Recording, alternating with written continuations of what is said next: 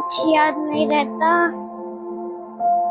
क्या हुआ बेटा, तुम इतने परेशान क्यों हो? क्या तुम्हें कोई बात का डर लग रहा है? हाँ मम्मा, कल स्कूल में मेरा स्टेज प्रोग्राम है।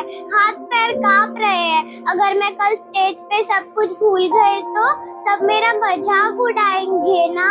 नहीं बेटा, इसे घबराना नहीं है।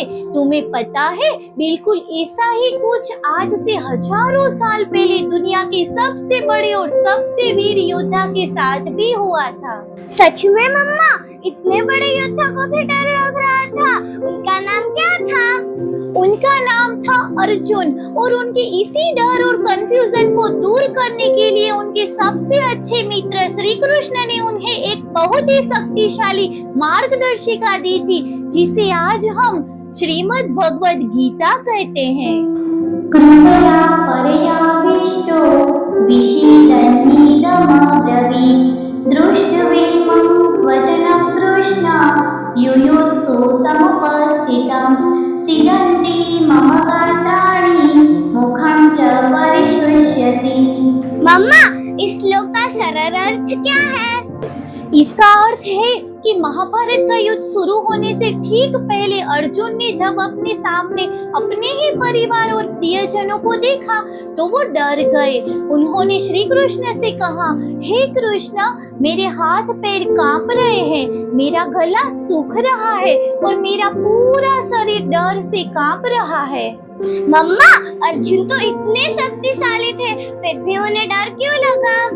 क्योंकि बेटा, उनके सामने जो परिस्थिति थी वो बहुत कठिन थी। इसे तुम ऐसे समझो जैसे तुमने साल भर बहुत अच्छी पढ़ाई की हो, पर जैसे ही तुम एग्जाम देने जाती हो और प्रश्न पत्र तुम्हारे सामने आता है, डर के मारे दिमाग बिल्कुल खाली हो जाता है। ऐसा लगता है ना कि तुम सब कुछ भूल गई हो। हाँ मम्मा, मेरे साथ भी ऐसा कई बार होता है। इस गहरी चिंता और उदासी को गीता में विषाद कहा गया है। पर पता है सबसे अच्छी बात क्या है? श्री कृष्ण ने अर्जुन को डांटा नहीं, उन्होंने अर्जुन की बात को बहुत धैर्य से सुना। गीता हमें पहला पाठ यही सिखाती है कि डर लगना या कंफ्यूजन में होना बिल्कुल सामान्य है। वाह, इसका मतलब डर लगना कोई बुरी बात नहीं है।